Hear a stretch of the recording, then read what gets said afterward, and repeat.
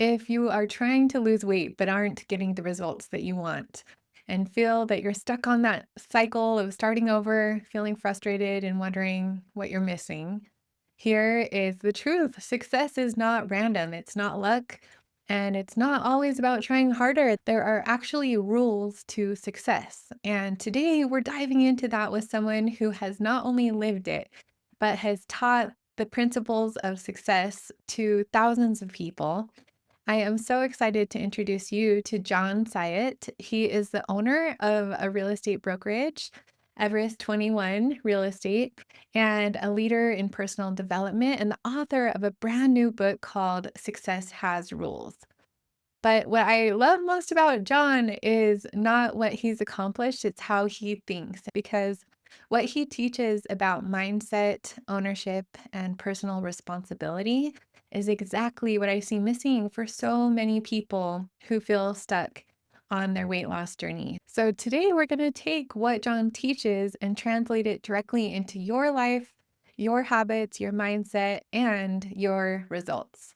This is episode number 241 of the Healthy Real Food Podcast. Success Has Rules with John Ciet. This is the Healthy Real Food Podcast. I'm your coach, Erin Hart, a registered nurse and health coach who understands the struggle of feeling out of control around food and has walked the path of transformation. If you are a woman who feels powerless against your cravings and is ready to live your life with more energy, mental clarity, and purpose, there is hope. Here we believe that with God, a mindset of unstoppability, and consistent execution of a winning strategy, anything is possible for you.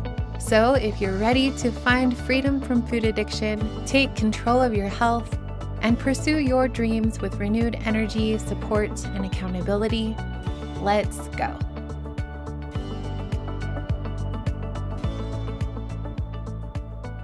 Hello, everyone, and welcome to the Healthy Real Food Podcast. For those of you who are listening today, I am really excited about today's conversation because I get to introduce you to someone who has been a close family friend and someone who's personally inspired me.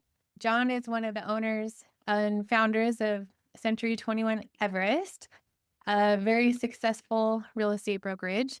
He worked with my parents and my sister, and I've had the privilege of getting to know him from them and been to several of his inspiring seminars that I've attended. So, John Ciet is someone who has overcome a lot of obstacles in his life and gone on to achieve extraordinary success, not just in business and financially, but in how he thinks and leads and lives his life. So, hello, John. We are so happy to have you here. Hey, Aaron, I am excited to be here. I really am. And you're so sweet. But I have to tell you that, I've been in real estate for over 30 years, 33 years to be exact.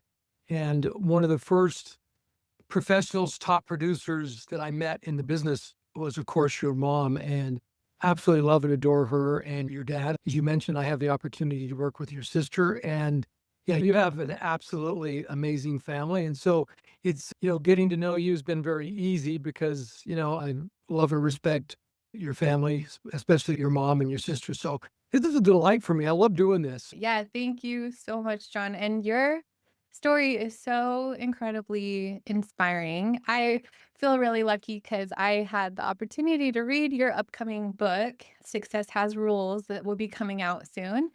As I was reading your book, John, I just kept thinking about the people I work with every day.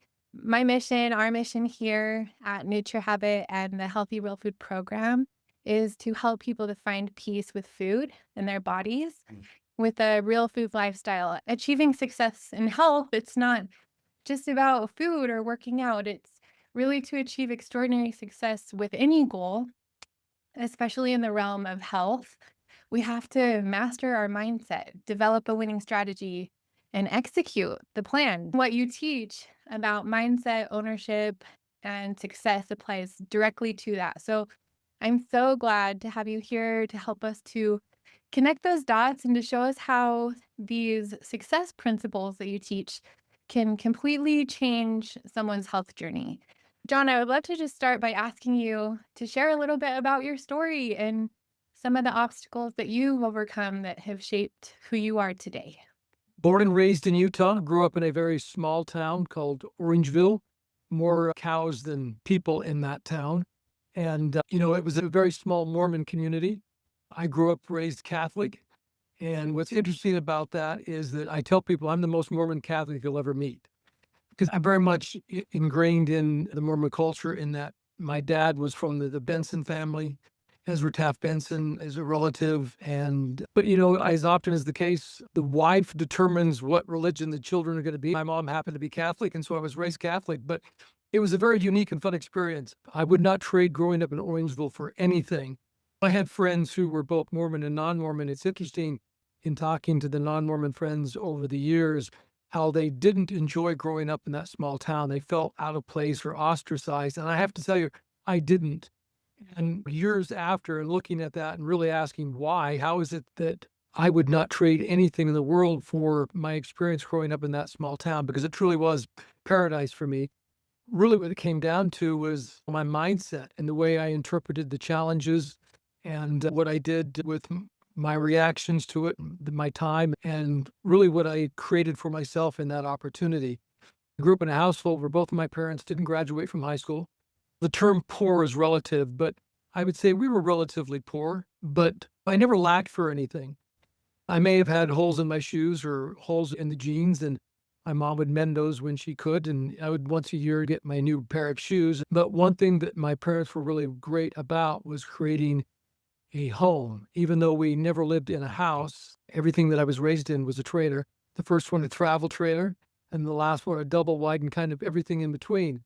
But my parents were really good at creating a home, and I'm very grateful for that. But my front yard was the desert, my backyard was the mountains, and I could go out and do anything that I wanted to and whatever my imagination could come up with. And of course, back in the 70s and 80s, a different time, doors weren't locked in a small town like that. I could grab my gun and go out and shoot at the targets and shoot at whatever I found and have a great time. So that was kind of the situation that I grew up in.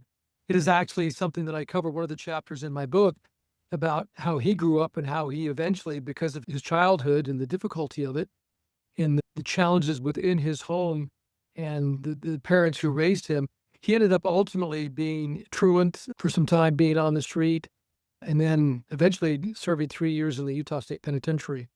That was my dad's early story, and yet I never knew that guy. My dad, who is still alive today, one of the kindest, most honest, hardworking human beings that I have ever met. And he was and still is a great example. Each of us has our story, our challenges, what I would say, our gifts. The key is, of course, to recognize those gifts and to learn from our challenges and then to build from there. And I have to tell you that I could complain or say, well, this was a disadvantage or this could create a disadvantage. And yet I just choose to do otherwise. But did you ever think when you were a kid that you would be where you are today? Well, I mean, the interesting thing is that I went through college, got accepted to law school, finished that first year. And at the end of that first year, they sent me a very interesting letter, Aaron. They said, if you decide to stay in law school, you should probably average something better than a D. Now, that wasn't exactly what it said, but that was the message. I wasn't doing well in law school because the summer leading up to that first year, my grandpa was going to go out to Alabama with me. And about a month before we were scheduled to leave, he was diagnosed with pancreatic cancer. And within a few weeks, he unexpectedly passed away. And so when I was there in Alabama, I was, of course, heartbroken because he was a second dad to me. And I was really distracted and really just had lost my, if you want to call it, mojo. And so I really wasn't into the curriculum. And so at the end of that first year, they pretty much invited me to go do something else, which I look back now and I'm so grateful for that because I really do enjoy what I do. I got back to Salt Lake and said, well, what can you do now where you can still talk to people and have an opportunity to not only make a living, but maybe become rich? And that 22-year-old brain said, well, why don't you get a real estate license? Because I'd helped my grandpa before I'd left for law school to sell his home for sale by owner. And I enjoyed doing that. So I thought, you know what? I'm going to do that. So that's what I did. And I tell people I've never really had any other job besides that, which is basically true. I mean, I had summer jobs as a kid. in high school, but my first and only real job was real estate. And I've been doing that for 33 years and absolutely love it. Yeah, what I want people to understand is that impossible goals are possible, and it's things that seem impossible, like achieving extraordinary success with your business or with someone's health goals or achieving even when you've struggled.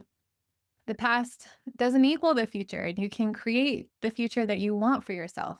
And Mhm. that message is so applicable in business, but also to people that feel discouraged and frustrated on their health journey. Because tell us a little bit about where you are now. You've been doing this for 33 years, but Yes. you have, like, help me understand. You're the founder, you're the owner. So, yeah, co-founder, co-owner. And I had been in real estate about 15, 16 years when my best friend and now business partner, but we've been best friends for 30 years. I met George Morris my first year in business and his first month in the business. And we became friends very, very quickly. And really hadn't done any business together. But back in 2009, he approached me. And let me put this into some context. In 2009, of course, there was the collapse of the mortgage market, which led to the collapse of the real estate market, which led to the collapse of the financial markets, basically, and the US economy. And we entered what is now referred to as the Great Recession. And he came to me at the beginning of that when I was all starting to implode. And he said, "What do you think about starting a real estate brokerage?" And I said, if anybody else asked me that question, I'd say, absolutely lost your mind. I did. But I said, you know what do I have to lose? Because literally at that point, I had built a big, beautiful home up in Park City. It was about 8,500 square feet. The thing had appraised for over $4 million. We'd been living in it for about 6 months. And of course, the collapse occurred. And I looked at what was happening and I ended up having to sell it, writing a check to the bank to get it sold, and virtually lost everything. But we started the company, and over the course of a couple of years, grew it to about 100 agents as an independent brokerage, and then decided to join a national franchise. And after doing some due diligence over the course of 6 months to a year, we decided on Century 21. And so since 2011, when we joined the Century 21 brand, we've been a Century 21 affiliate. And for the last 13 years, I think, and counting, we own the number one Century 21 office in the world, which is really cool. And I don't say that to try to impress anybody, but it's a testament to number one, the people that we've surrounded ourselves with. But I would also say the principles, the philosophies, and the standards that we adhere to, none of them that we invented. We just looked at it and said, yeah, those things are the truth. And if you live by the truth, you adhere to the truth, you're going to get great results. And we have. It's been great. So we've grown it to a company that at its apex has had over $100 million in revenue, 1,200 agents, a multi-state in California and Utah. And it's been a wild and crazy journey. It's amazing. I mean, it's just so amazing because you're a normal person. And if you can do it, like, why can't we do incredible things too, right? Like, each of us has so much potential inside of us when we believe in ourselves and when we have a goal and we work toward it. Success has rules. That's the name of your book. Mm. And I think what is so exciting for me to be able to talk to you about today is, what are those rules? Like, what has helped you to create such extraordinary success in your life? Yeah, it's a great question. And, I would say this as we get into this conversation. If a kid from Orangeville, Utah, who was a minority in terms of religion, and I don't look at myself that way because it just wasn't an impediment for me.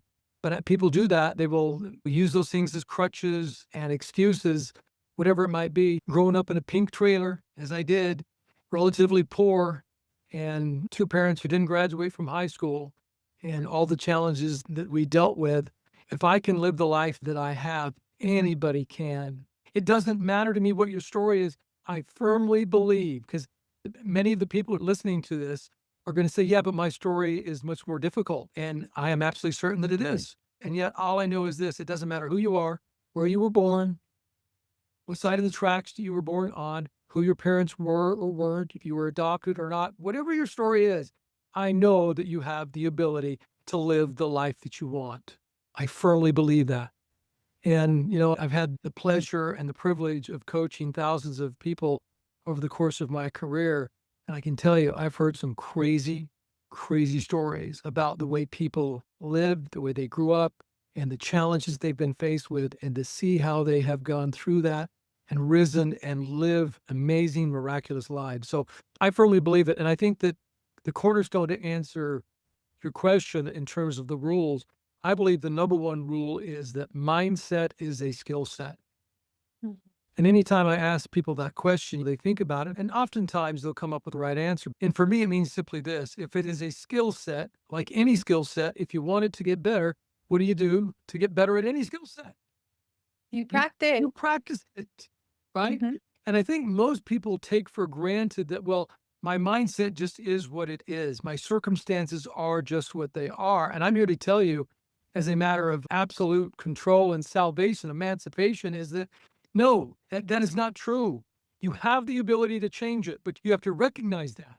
The first step to recovery of anything is admission that you're in control. And if you can't admit that or unwilling to admit that, then of course you won't change.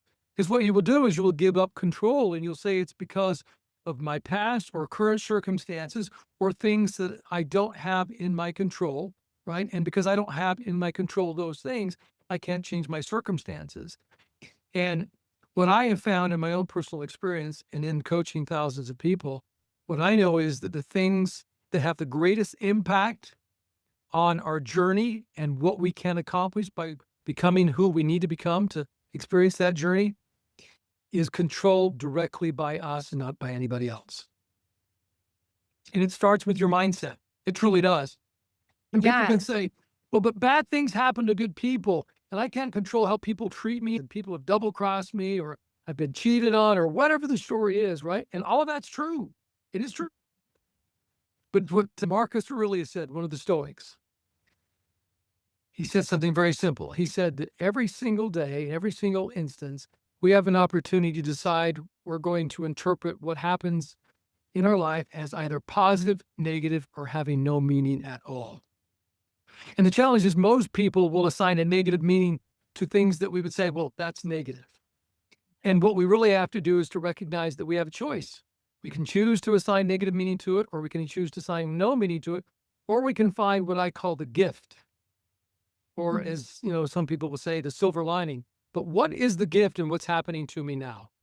And if we can identify that and work from that, what we have a tendency to do is to grow in challenge because that's the only place in time where in our journey where we find growth. It's not in the good times. It's when we have to fight because that's when we grow, that's when we change. And it's only through growth and change that we become more and then can achieve what we've never achieved before because we're now different. And for people who have struggled with their food their whole life or binge eating or just feel out of control, I think what the message is that there's hope, that you don't have to be who you've been. You can create whatever future you want for yourself. I love how you talked about how mindset is a skill set because to me, that means that it's something that you can learn. If you have struggled in the past, it doesn't mean that you will always struggle. It means that our brain is our biggest obstacle on our health journey and in the pursuit of any goal, but it Right. can also be our greatest tool. And if we can learn how to make it work for us and not against us, that's when everything changes. Well, and yes, you're spot on. And the key to that is because the brain can be both positive and negative. As much as I know and understand the principles that I coach on and the principles that I put in the book, I'm still challenged with the same things. And the reason for that is because we are all what? Human. And we all have that experience and the frailties of that human experience. But it doesn't mean that we can't learn how to better navigate those challenges. And I think that it's our charge, each of us, to recognize that ultimately we have a choice and that we are in control and then go about the work of doing the bidding of improving our circumstances. And it truly does. It starts with mindset. I used to be obese. I mean, when I was in my 20s, I weighed 60 pounds more than I do today. And I had high blood pressure. I had high cholesterol. I had low self esteem. I was struggling in my business. I was deeply in debt. I had bill collectors chasing me. And I had a very negative self image. And I can tell you that the way I am today was born out of those circumstances, and that if I can do it, that anybody can. It's been a crazy, incredible journey, and it has not been easy. But as one of my mentors said, there is the pain of inaction and remaining where you are, or there's the pain of action and moving and fighting out of your present circumstances. The question isn't whether you're going to experience pain. The question is, which pain do you want to sign up for? Yeah, choose your hard, Choose right? your hard. Yeah, right. It's Yeah, that's the hard to possibility. it's hard to change, and it's harder not to change and to stay stuck where you are. So, yeah, what you talk about in your book about the difference between victims and victors. People think that they either have discipline or they don't. But how do you take ownership and create the change that you want? Like, how do you go from being a victim to being a victor? Yeah, it's a great question. And that's actually the first chapter in the book. Even though I said mindset is really the most important rule, the foundational conversation for the book and for the 12 rules in the book is that concept of the victim versus the victor. Everybody in their lives has played both roles. I don't care how successful you are or how challenged you are. If I were to sit down with any individual, I would help them identify that they've played both roles because we're capable of playing both roles. But to answer your question, ultimately, how do you go from being the victim to a victor? Well, it comes down to where we decide to reside emotionally. Those who are victims tend to reside in a state of fear, and victors tend to reside in a state of love or joy. And to prove the point, just from my own personal experience, when I was 25 years old, I was obese, weighing over 60 pounds more than I do today, high blood pressure, high cholesterol, broke, low self esteem, bill collectors chasing me with seemingly no prospect of my life to change.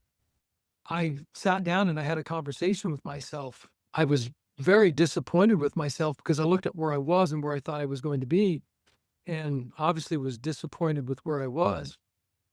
And I asked myself a really simple question.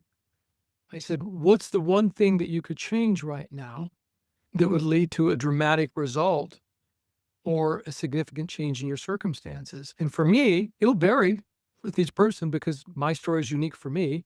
Some may relate to this. Some may be in this exact state right now in an opportune time to hear this message. But for me, it was you got to treat yourself better physically. I was depressed, so I was eating emotionally and I was eating the wrong foods. I mean, Aaron, I have to tell you, my favorite food was a spicy chicken sandwich from Wendy's. And I would pair that with a nice order of biggie fries. And then I would get a frosty, a large frosty. And then I would order a root beer or a Coke with that. And I was eating that every day, plus all of the other junk that preceded that. And when I recognized that that was something that I could change, I said, well, then change it. And so I did. But here's why.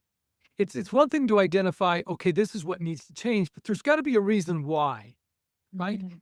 And for most people, the why of losing weight is not enough. There were several times before this moment that I had tried to lose weight, and I did. I lost some weight, and then I put it back on. But I didn't have a justification that was strong enough that made me disciplined enough to do what it actually took to make it work like it did that last time. And for me, it was, okay, what do you want your life to look like? And I can tell you, this is me being very authentic. I looked at it and said, well, I want a family.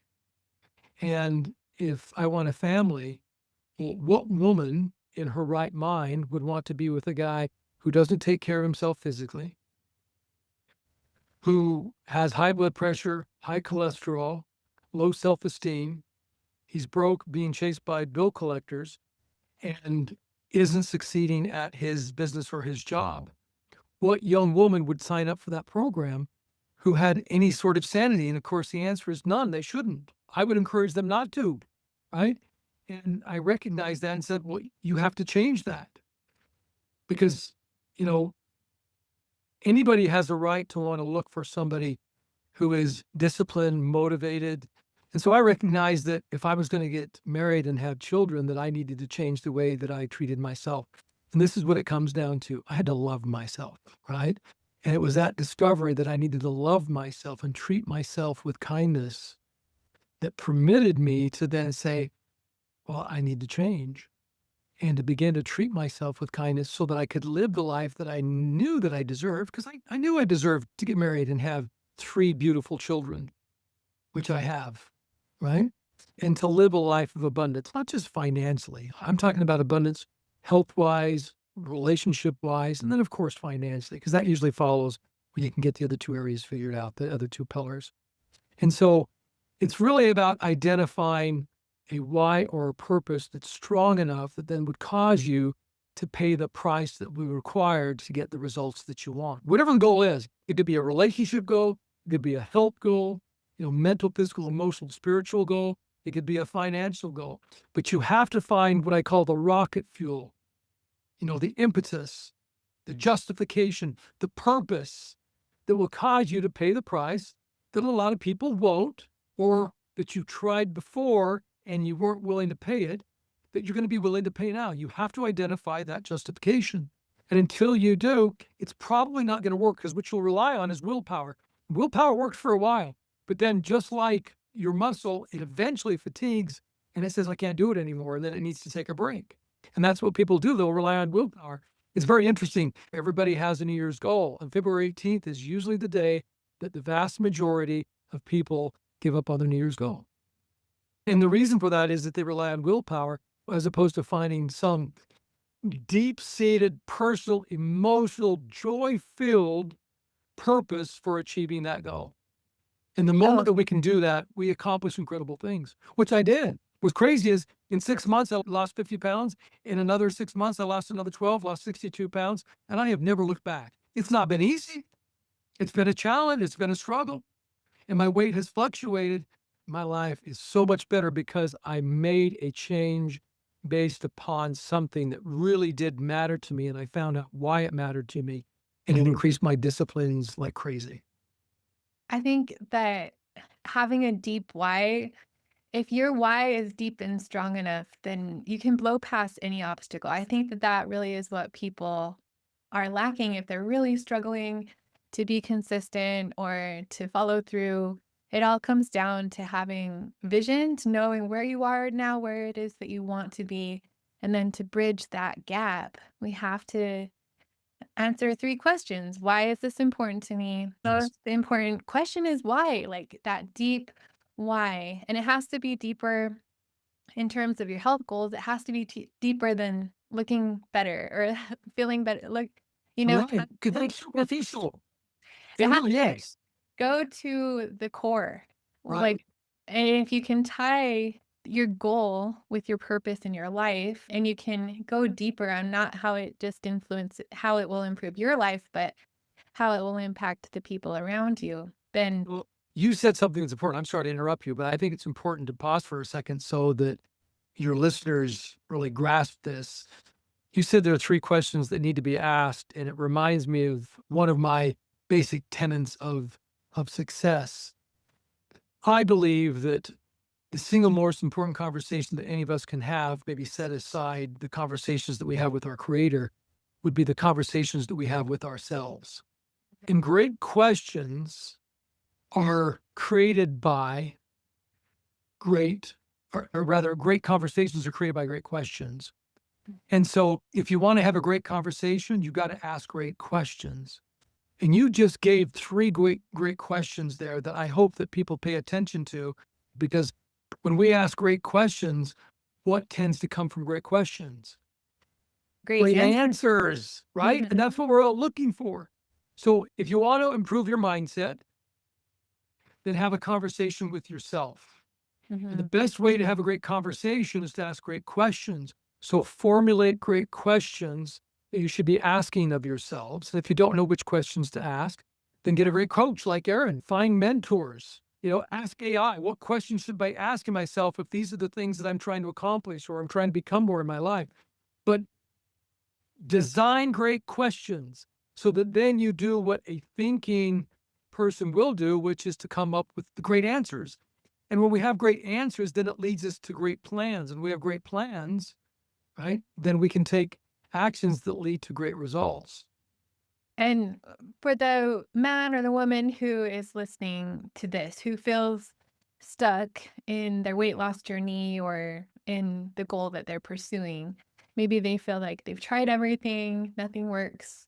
How would you help them to shift out of that mindset? Like, what does it actually look like to build a strong mindset day to day? There are several things. There isn't just one answer, which is actually a good thing. There are multiple things that I look at. Number one, our brain is nothing more than a computer.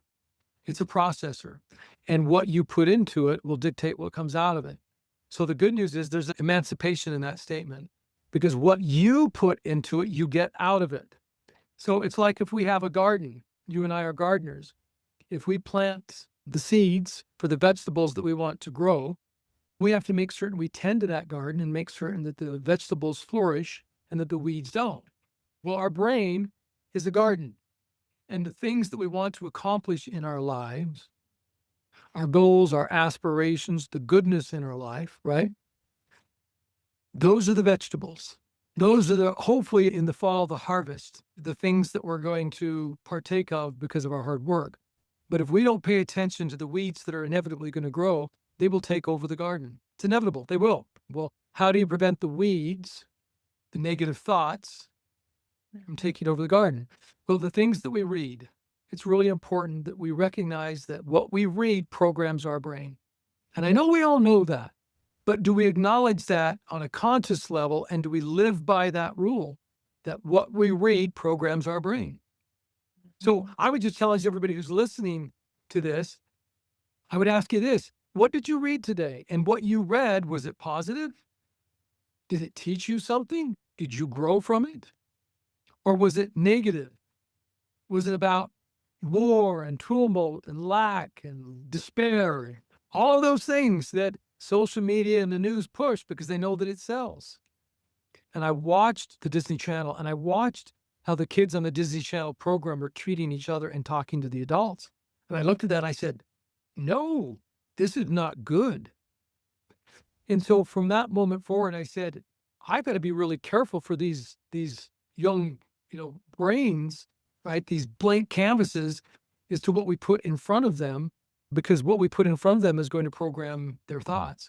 And so that's really where I started the journey of being careful about what I read, but then also what we watched as a family.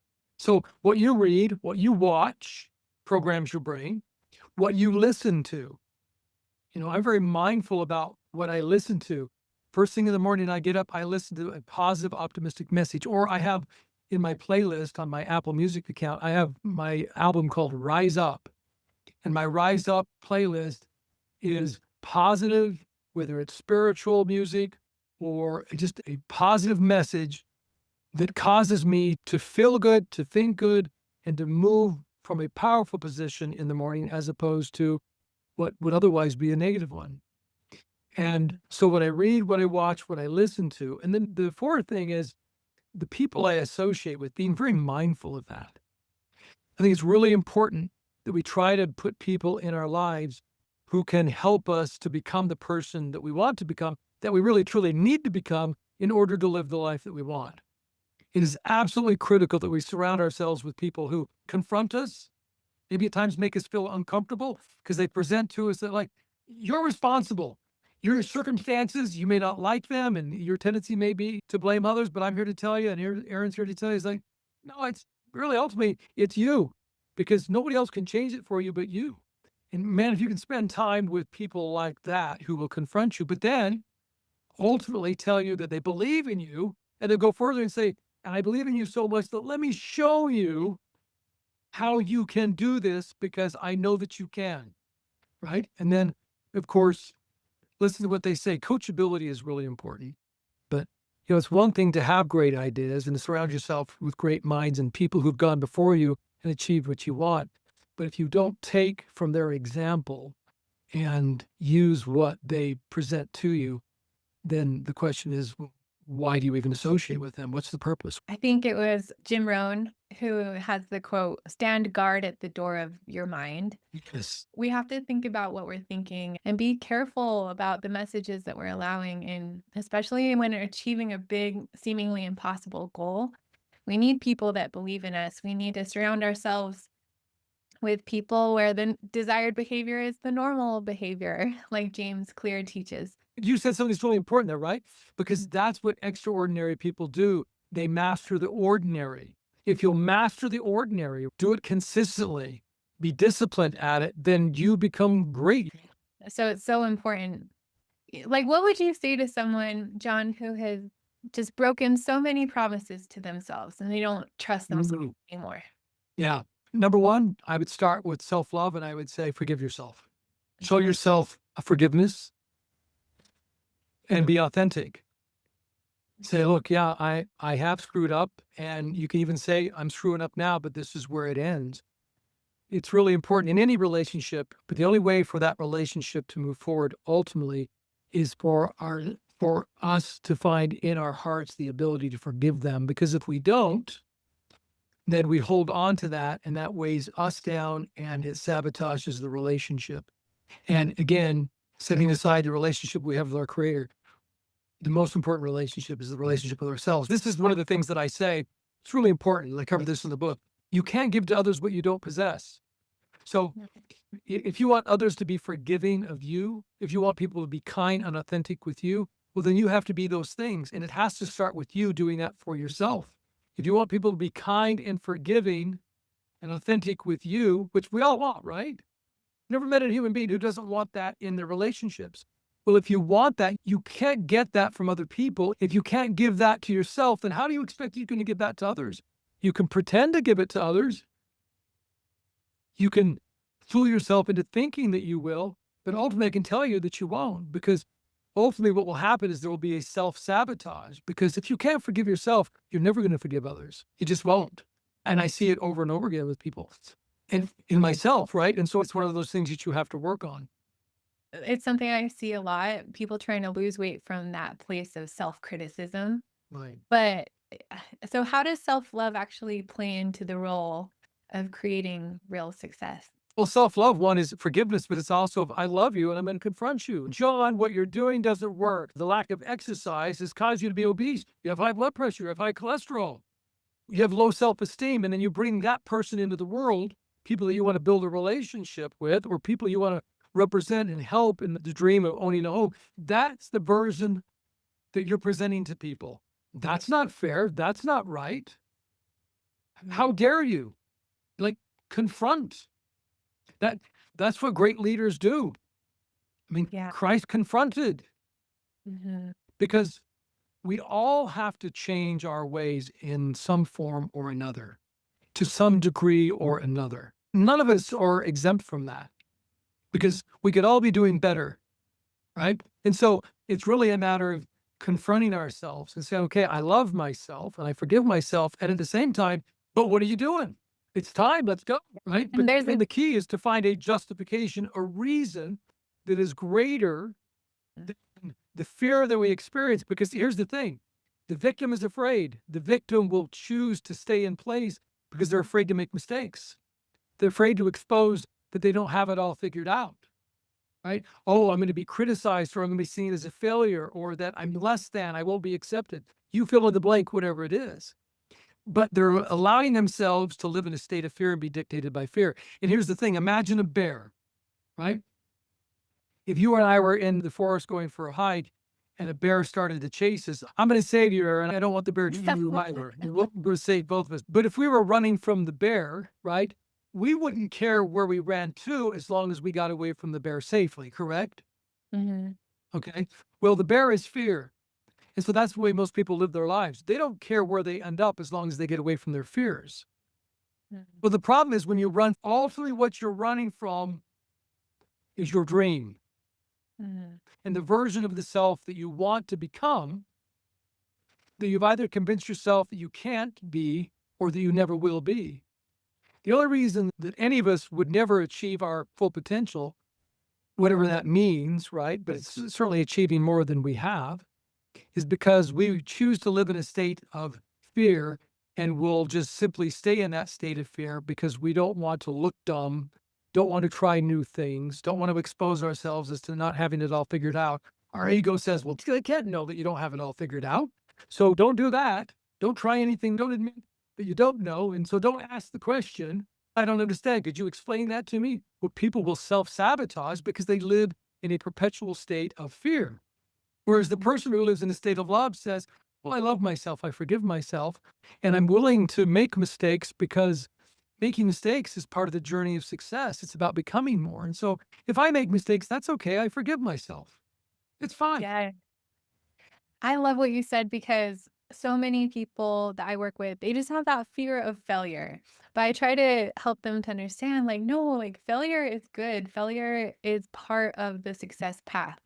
And we have to embrace our mistakes and shortcomings as part of learning. It's just like with any skill, you can become a master at playing the piano, but when you're starting, you make a lot of mistakes. You have to practice and it just takes time, but if you don't quit, if you just keep going on your health journey, when you face a setback or you make a mistake, we don't have to catastrophize it. The bigger deal than what it is. Just keep moving forward and having that forward focus. If we can learn from our mistakes with compassion and curiosity, then those slip ups become stepping stones and can help us to be stronger and wiser. And that's the process of transformation. You said it. If you can learn from your failures, Mhm. and in fact, I would challenge people to look at failure not as a negative, but as a positive, Mhm. because you truly don't learn anything but for failure. It is in the trying that you learn. I watch people in real estate, but in life, because I have people that I coach who aren't in real estate. I've coached doctors and youth soccer players and everybody in between. And I watch people get ready to be ready so they'll be ready when they're ready. They're afraid to make mistakes, so they feel like, well, I got to know everything and I got to practice it over and over again before I actually just go out and do it because I don't want to make a mistake. And I'm here to tell you that, well, then you'll never do it. You'll never achieve what you want because you'll never become the person that you want to become because the person you want to become can only become that person by failing. So I would really challenge people to rewire their brain in terms of the way they look at failure. I look forward to failure. I really, truly do. And I've had to work at that. But the reason I look forward to it is because I really have allowed myself to see this, the truth. This is the truth that I only learn through challenge. And failing is challenging because it confronts us like, well, you didn't do that correctly. Okay, great. So how do I have to change my approach? What do I need to do differently? How do I need to approach this in a way that next time gets me a better result? It may not be the ultimate result that I want, but it gets me a better result. And this is really important. Let me just say this relative to this, and then we can go from here. But one of the most important statements to this is don't derive your sense of self-confidence from the results you're getting, but instead derive your sense of self-confidence from the process. Mhm. Lean into the process. The emancipation that you're looking for, the freedom from the bondage of whatever it is that is holding you down, the poor health, the financial lack, the challenges in your relationships, whatever it is, look at the process, what you have to do to change those things, and lean into that and drive your sense of confidence from that. Most people will look at the results and say, well, it's not working. Well, number one, in most cases, you haven't tried it long enough. Number two, you haven't done it consistently enough. You know better than I do how many weight loss programs are out there in the world, right? I mean, hundreds, if not thousands, right? Mhm. And yes, some are better than others in terms of the way we treat our body and doing it the right way, because there are certainly the right way and the wrong way to do that. But they all effectively will work in terms of losing weight. But the challenge is many of them don't work, not because they don't work, but because the people who are trying them aren't consistent at them, right? They don't stick with the program and they don't do it consistently. Well, the greatest weight loss program that's best for you will fail every single time if you don't stay consistent with it, right? So lean into the process, lean into the system, because that's where you're going to get the results that you want. But if you're not getting the results that you want, then ask yourself, am I being consistent? Am I being disciplined?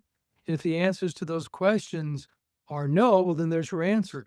And if the answer to the questions are yes, I am, then I would say, well, are you being truthful with yourself? Are you really being consistent? And if you are, then just ask yourself this question, have I given it enough time? Some people lose weight faster than others. Others, it Yes. takes longer. We have Okay. different metabolisms, different, genetics, different medical challenges, right? Yeah. And you never fail unless you quit, right? Because it's all forward progress, even when we are struggling or maybe not seeing the results that we want. If we can learn from that with compassion and curiosity, we can, yeah, our mistakes can become our best learning opportunities. The And gift. It's truly the gift. yeah, you talk about finding the gift in the challenges, finding the gift in our mistakes. And the gift is in the self reflection and the learning from it, and then adjusting our strategy until we do find what works. It's like Thomas Edison, who tried 10,000 ways to create a light bulb that works Right. before he found what works. And he never thought of it as failure. He just thought of it as one more way that didn't work. It was And part of it, it's so funny you mentioned that because I mentioned Edison this week in a presentation that I gave, along with some other, notable, like, leaders or people who changed humanity substantially. The Wright brothers, for example, Walt Disney, that every one of those people, before they became excess, tried over and over and over and over and over and over and over again. And that process, they weren't the people that we look at today. The Wright brothers, up until that moment that the plane took flight at Kitty Hawk, they weren't the men who invented the airplane. Edison, until that 10,000 version of the light bulb, was not the man who invented the light bulb. He was just some guy. He wasn't that man until he had actually done it, but he never would have been that man had he not taken that pathway, that journey of failing over and over again. And it's really important for people to understand. He's like, I don't want to make mistakes. I don't want to fail. Well, then you'll never be the person you want to become. Just so you have to embrace that. One of the best books, if you've ever read it, everybody, is John C. Maxwell's Failing Forward. It is a great, great, great book. And really what it does, it's his attempt to get us to change the way we look at so-called failure, to redefine it. The gist of the book is basically failing forward is, well, that's the only way to go forward. That's the only way to grow and to become more and to become the person you want to become is by failing. And if you refuse to do that, then you will. Then you're really what you're doing is refusing the journey of success. yeah, so beautifully said, John. Because It's possible. I think that the first step in achieving a really big goal is suspending your disbelief and just allowing yourself to believe that it's possible. And that's one of the reasons why it's helpful to hear from you who's achieved so much success and gone through so many challenges to achieve it. I started my coaching business back in 2020 after I had struggled for years with binge eating and I had gained over 100 pounds in 10 years. And I was 284 pounds. And there was this one moment where I looked in the mirror and I didn't recognize myself anymore. And that moment changed my life. That is the moment when I said enough. And that is when I found my deep why, which is my girls. And, when you have the deep why, when you have the vision of what you want to achieve, and if you can, the first step is to just believe it's possible. Right. And then we have to take action, massive action. We have to find what works. And a lot of times it takes time to figure that out, what works for us. There's not a one size fits all plan. Right. Right. So, Aaron, to that point, I think it's really important when I only say this from my journey. When I decided, I identified why I wanted to change it, wanted to date, wanted to find a young lady to marry, to have a family with. That was all the fuel that I needed. And it allowed me to, they use the phrase cold turkey, right? Just overnight change, which I did.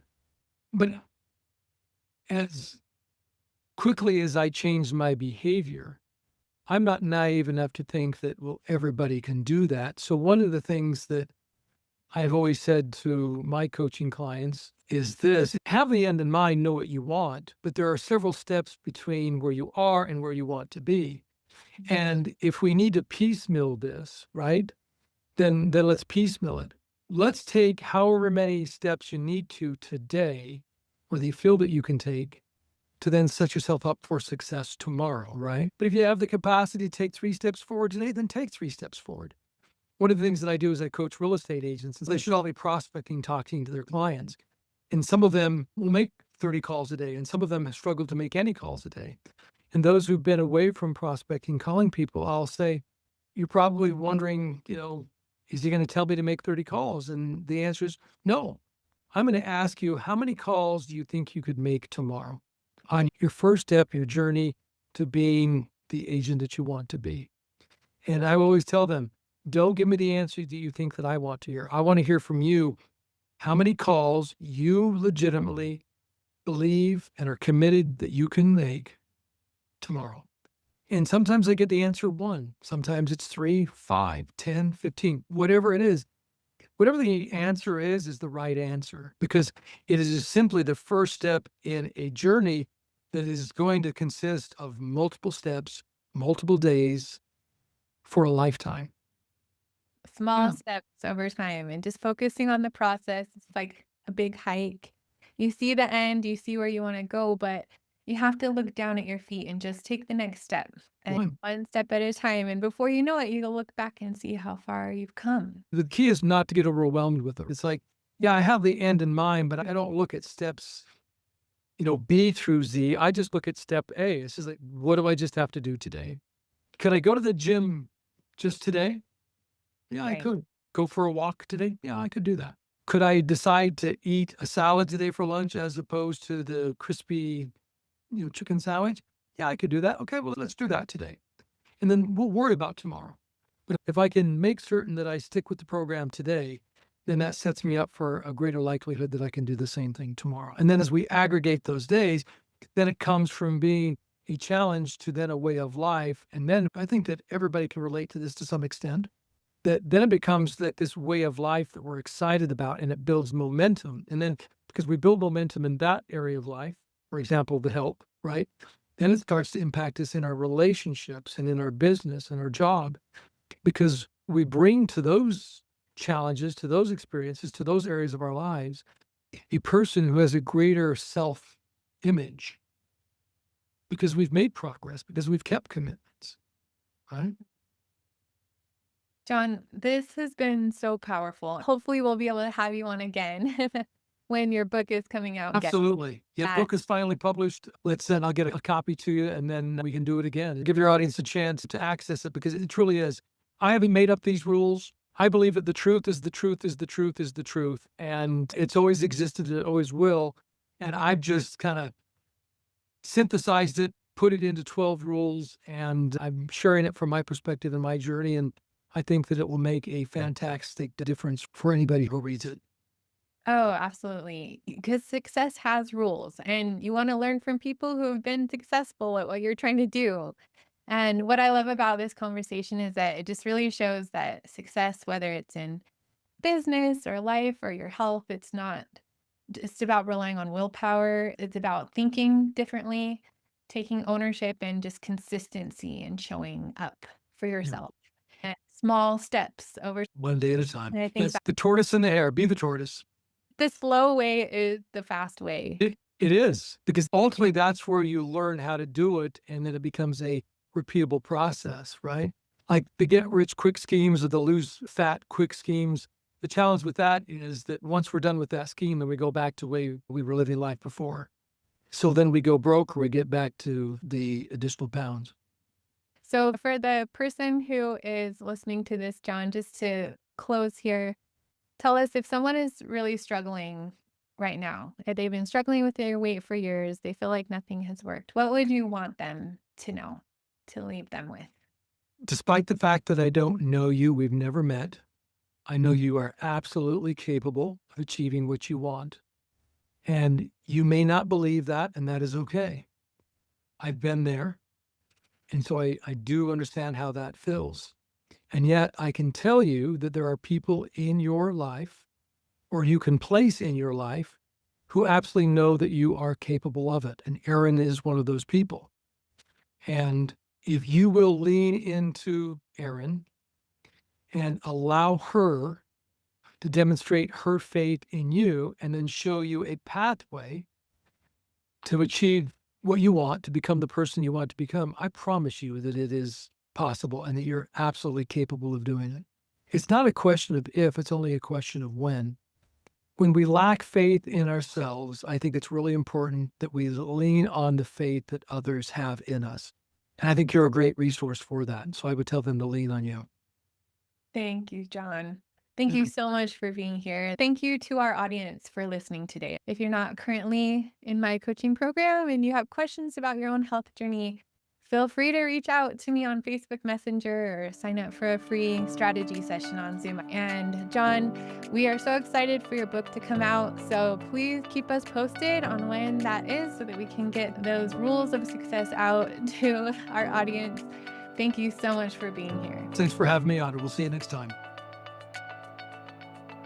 Thanks for listening today. If you enjoyed this podcast, you're going to love my coaching program. If you're struggling and want to lose weight for the last time, I can help you. Just imagine living in your goal body and having peace with food. Your success is guaranteed. To learn more about how to get support, guidance, and accountability so you can find peace with food, achieve your goal body this year, and have more energy, visit www.healthyrealfood.com. While you're there, click the link to my schedule for a free one-to-one coaching call so we can get you started on your success path. You have the power to create the life that you want. This is the year of you. I'm cheering you on. Now go win the day. You got this.